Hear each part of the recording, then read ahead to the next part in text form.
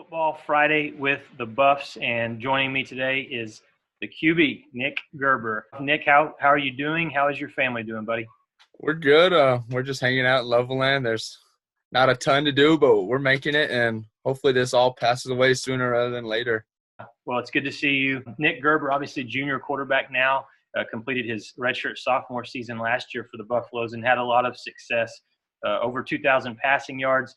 Nick accounted for a lot of touchdowns, 16 touchdowns through the air, 8 touchdowns on the ground, and he helped lead West Texas A&M to an 8-3 record, which was the best that the Buffaloes have had since 2013. Nick, from not just an athlete standpoint, but from a personal standpoint, tell me how the last month has gone for you, man. It's been all right for me. Been able to work on my schoolwork a little bit more and spend more time with family. My brother, he coaches in Seminole, my older one, so I get to see him a little bit more, and I get to see my parents a little bit more. And that's something that during football season and during the regular school season, I really don't get to do a ton. And so it's good to do that. And it slows down, and you get to see some of the more important things and some things that you take for granted. And it's good to do that. And then been trying to work out every chance I can get to stay in shape, and just missing being around all the guys. And I know that it was sad that we got to not go through spring ball, but it'll be here before we know it. You mentioned the workouts. How has that changed? I'm kind of a little bit more fortunate. I get to have access to a weight room. One of my neighbors, he has some weights and different stuff, a bench, a squat rack. So I get to do that, and I get to lift some. And then also I'm doing some body workouts and that the coaches send. And then I'm looking up some YouTube videos and doing those like on the ground, push-ups, just anything I can get to stay in shape. And then also going for runs around the neighborhood, and biking, just anything that I can do to stay active and stay in shape. That's what's helping me right now. Sounds like you might be a PE instructor after this is all done. My mom's a PE teacher, so she has some workouts all set up. Nice. Nick, a big part of a quarterback's job, in my opinion, is to lead. And, some of that involves getting guys together, getting them on the same page, getting them focused. During this time of the year, you would have been doing that in spring football. Obviously, without that, how are you able to continue that leadership role? I've been texting some guys and FaceTiming and calling some guys. I know that I talked to most of the receivers last week, and we kind of just chit-chatted, and we talked about what they're doing, talked about what I'm doing, and we all plan, hopefully, if this all goes away, hopefully we're up there this summer and we can build that chemistry through throwing together. And then been talking to some of the linemen, seeing what they're doing. And then me and Hayden and Dylan on the defensive side, we got a group chat. So we've kind of been staying in touch, talking. So I think just through technology right now, that's the best way we can stay connected. And that's the way I've been trying to talk to guys and making sure everybody's all right, making sure everybody's doing their part right now. Nick, you had a prolific high school career in Levelland, and then you made a couple of stops before finally arriving in Canyon for West Texas A&M. One of those stops was Texas Tech University. But if you go back and look at your first season with the Buffaloes, I feel like you got better every game, steady improvement throughout the season. You've had a chance now to reflect on that. What would you say when you go back and look at your first season as quarterback for the Buffaloes? I think it was a lot of fun. I'll say that. It was fun to just get playing again and get to go out there and suit up every single week. And that new stadium made it a blast to play in front of all those fans every single week. So I'd say I was just blessed, and it was a good season. I had good teammates, and a lot of them are back. I mean, we have a ton of guys back on offense, and so I think that will help us and propel us to a better season this year. But I'd just say I was blessed, and I had a lot of fun with it, and I just want to keep on getting better, and hopefully that we can build on it. And then we got a lot of good parts coming back this year to make a run. Nick, let's go back to September 7th when it was good.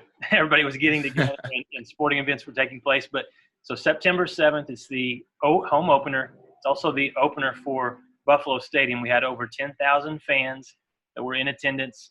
We're taking on Azusa Pacific. The environment was crazy. What were you going through? What were your emotions like that night as you made your first start? I'm not gonna lie, I was nervous. There's a lot of nerves going, not just for the first game, but for the stadium opening up and me getting to play for the first time in 2 years. So there's a lot of nerves, but once we scored that first touchdown in there and Who scored after that? the first drive, Yeah, who scored that first touchdown? can't remember. It's been too long, but it was good. After that first drive, I felt better, and after we got rolling and everything started going our way, and after that first game, I think it all went into place. But I was nervous. I'm not gonna lie, but had good teammates, had good coaches around me, and it all worked out. The fans were absolutely, like you said, they were absolutely crazy that game. It was loud in there, so that always helps a whole lot. That was a fun memory. When you go back and look at the season, 2019, that was a fun game. What was your favorite game in terms of just the fun, the memories? I'd probably say winning the wagon wheel, no doubt. Being able to run up there and get the wheel, I know what it meant to those seniors because they hadn't won the wagon wheel yet. And so they expressed that it was high on their list to win the wagon wheel this year. And so I was glad that we were able to get that for them. And it was just fun. That atmosphere was fun. It's different. It was a little bit more tense than any other game. But whenever you get that wagon wheel and get to run up, it just makes it that much more sweet. That was a really fun game. I had a chance to have my son with me at that game. He was running around with Kale Steed and trying to get his hands on the wheel even before we had that thing won. But, yeah, that was a fun night in Portales. We saw your athleticism on display this past season. You were able to do some things, running around, making plays with your feet. I go back to the Kingsville game on the road. That's when you ran for 110 yards, 3 touchdowns, did your best impersonation of one of Tobias's favorite players, Lamar Jackson. And that was a great game for you. If Nick Gerber was on a Madden game and you had your ratings, what would be rated higher, your rushing ability or your punting skills? Oh, that's a tough one. I don't know. I take a lot of pride in that punting game, and we had 2 of those this year. And I always give Coach Hughes a hard time about doing it more, but I don't know. I like to be fast. So I'd probably say rushing would be higher than punting. Some of those punts were impressive. Those quick kicks that you pinned inside the 5-yard line, very, very impressive. So maybe the rushing skills would be just a little bit higher than the punting skills, but not by much. Not by much. No, sir. Last season, the offense produced at a much higher rate than what we had seen in the past several seasons. Buffalo's averaged over 32.5 points a game. One of those was the Central Washington game where we scored 48 points in the homecoming win. As you look at the offense, and you talked about it, bringing back a lot of weapons, what are some things that you feel like the offense does need to work on, and some areas that not only you but the entire offensive group can improve on for next year? I think one of the main things would be more the deep ball. We didn't complete a lot of deep balls. So I think as a whole, just getting deep ball threat at any play could help us out a lot because I think our rushing game is going to be really good, especially with 5 offensive linemen coming back, so that they're going to be stout up front. But I think as a whole, we got to put together a whole game. There were situations where we'd play maybe first half was really good, second half we'd be a little slower. First half was slow, second half we'd pick it up. So I think as a whole, we need to get together. We need to play whole football games. We need to be together for 4 quarters, and that's what it's going to take to make a run at this thing and maybe win a conference championship. So I think together and as a whole, we have to get together and we have to play complete football games. Yeah. I saw the big smile on your face when you mentioned that the offensive line was returning. Talk about your offensive line. They obviously were a big reason on why that offense was so much better last season. Oh, they're unbelievable. And a lot of them were young. I mean, we had a lot of young guys step in, and they played their tails off this year.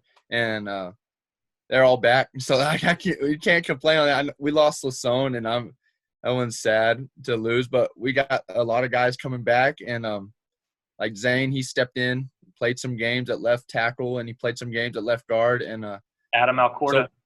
So Alcorta came in, played right guard. He was unbelievable for us. So all those guys are back. Parker's back at left tackle. And I think we're going to be really solid up front. And we got a good amount of backs back.